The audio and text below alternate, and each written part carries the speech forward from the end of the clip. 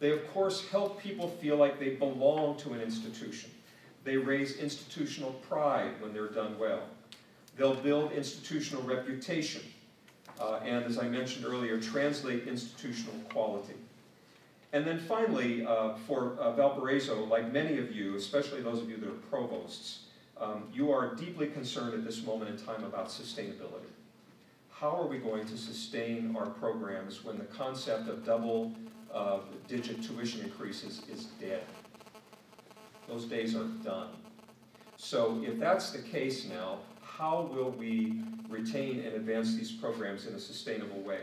Because if your programs are like most of the programs I've either been in or led over the years, your arts programs are probably cobbled together in unsustainable ways. And if the arts are going to operate as an institutional signature, it is incumbent upon us as deans, provosts, and presidents to examine every facet of these programs for sustainability. And because they are led by incredibly important faculty members, that you must take as much time thinking about succession in these areas as you do in succession for deans or department chairs or presidents. Because, or basketball coaches. You've got to think through these succession issues so you don't suddenly find yourself with a hole. So that's a very important part of your planning and your thinking. All right, now let's turn to this place where the rubber meets the road, and this is the arts and academic freedom. And I can assure you that if you have not taken the time to work through your institution's stance on artistic freedom at every level, chair, dean, provost, and president, and if you don't renegotiate this conversation with each new dean, each new provost, and each new president that comes into office, you're going to find yourself embroiled in a small or large crisis on this topic at some point in your professional life. At faith-based institutions, these crises largely center on the free expression of ideas or images that may run counter to theological teachings or behavioral norms. And I'm not going to provide you with definitive answers, although a little later I'll give you some tips. But for now, I'm going to suggest that we just take a look at some potential cases, and then you can think about this and maybe talk about it over coffee. Somebody's got an envelope labeled number 1. Brad, would you go ahead and read that so everybody... The title will make you flinch. The Student Thesis Production. You're the dean of a small, independent, faith-based college. The college is historically connected with the Methodist Church, but no longer maintains any formal governance connections to or receives fiscal contributions from the church. Your disciplinary background is mathematics. You learned through the grapevine that an upcoming student thesis production for a senior theater major scheduled to open next week is Terrence McNally's Corpus Christi. Some faculty members privately expressed concerns about the institution presenting and promoting this play, which you know nothing about. A Google search tells you that Corpus Christi is a passion play by Terrence McNally dramatizing the story of Jesus and the apostles. It depicts Jesus and the apostles as gay men living in modern-day Texas. It utilizes modern devices like television with anachronisms like Roman occupation. In this version, Judas betrays Jesus because of sexual jealousy. The play also showed Jesus' administration of gay marriage between two apostles. You also learned that in March 2010, a student performance of the play was canceled at Tarleton State University in Stephenville, Texas. It was to have been a single performance for a student directing class. The university had received many complaints about the play's scheduled performance, but its president, F. Dominic Otavio, citing freedom of speech, declared that the play would be performed. The performance was eventually canceled, citing safety concerns. It was also condemned by Catholic League, a Roman Catholic watchdog group, for what they viewed as blasphemy and sacrilege. What is the first thing you do in this situation? Who are the key stakeholders?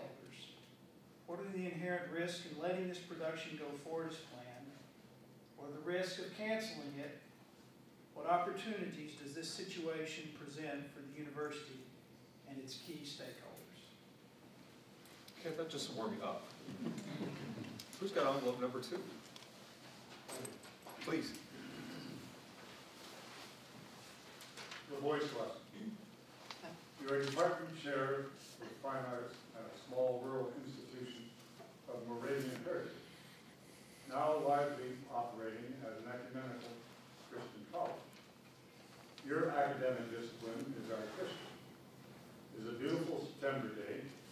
You come back from class to discover a voice message from an angry parent of a freshman music major. The young woman is studying voice with a distinguished and beloved church musician on the faculty. The parent is furious because in a private voice lesson, the professor stood very close to the young woman and held his hand on her abdomen for an extended period of time while she sang. The parent wants to press sexual harassment charges against the professor and wants him fired immediately, claiming that he sent his daughter to a Christian college so that she would be safe, and this man is clearly a sexual predator who must be stopped. The parents threatened to call the chairman of the board, whom he states is a close personal friend. Who gets the first call in this case? When you call the parent, how do you open the conversation? What messages do you convey? What will you do if the parent doesn't buy your explanation and indicates that he's going straight to the top? How about number 3?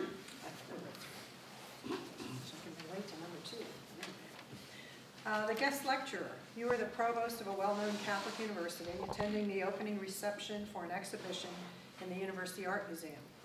After making the customary remarks about the current exhibition, the curator announces that Andres Serrano will present a talk about his work as part of the museum's lecture series for the semester. After his remarks, a major donor sequesters you in the corner of the gallery, outraged that the university would promote the work and the ideas of a degenerate artist. Mr. Serrano, the donor explains, was the controversial artist who photographed images of a crucifix and the Madonna and Christ child suspended in a liquid which he claimed was his own urine. What do you say at this moment to the donor, to the curator? Who gets the first call and why? And what will you do about this situation the next day? If you haven't begun to sweat yet, let's go on to number 4. The case of Apollo and Dionysius. You are the Dean of Arts and Science at a Baptist college in a southern community, a professor of religion and philosophy, and very proud of the role that the performing arts play in advancing the college's mission and reputation. The faculty-student productions, concerts, and guest artists who appear in the college's Performing Arts Center provide largely for the cultural life of the region, and audiences regularly flock to sold-out performances. The new season brochure has arrived. You quickly leaf to the theater season since you particularly enjoy seeing plays. The February production, you learn, will be Peter Schaeffer's Equus. The description states that the story concerns a psychiatrist who attempts to treat a young man who has a pathological religious and sexual fascination with horses. The disclaimer at the bottom of the description says that the content of the work is suitable for mature audiences only. After a little digging, you learn that the play's staging requires the leading man to take off all of his clothing for a scene in which he symbolically rides the horse god Equus and achieves both a spiritual and physical climax. As you explore critical reviews of the play on the internet, you learn that most important are religious and ritual sacrifice themes and the manner in which character Alan Strang constructs a personal theology involving the horses and the supreme godhead Equus. Alan sees the horses as representative of God and confuses his adoration of his God with sexual attraction. Also important is Schaeffer's examination of the conflict between personal values and satisfaction and societal mores, expectations, and institutions. In reference to the play's classical structure, themes, and characterization, Schaeffer has discussed the conflict between Apollonian and Dionysian values and systems in human life. The director of the theater is scheduled on your calendar for tomorrow. How will you approach the conversation with this faculty member, given what you have just learned? Now you look here and you say, give us answers. What I will offer are just a few things that you might think about. This is a journey that we're all going to take as academic administrators. We're going to leave this weekend with our backpack loaded with provisions for the journey, map in hand, ready to tackle this challenging terrain. And yet before long, probably as soon as you get back to your campus, you'll find yourself in Terra Nova, that portion of the land not yet uploaded into the GPS. So how do we find our way? Well, these are some common sense tips, and I just would offer them as ways you might think about how to approach it.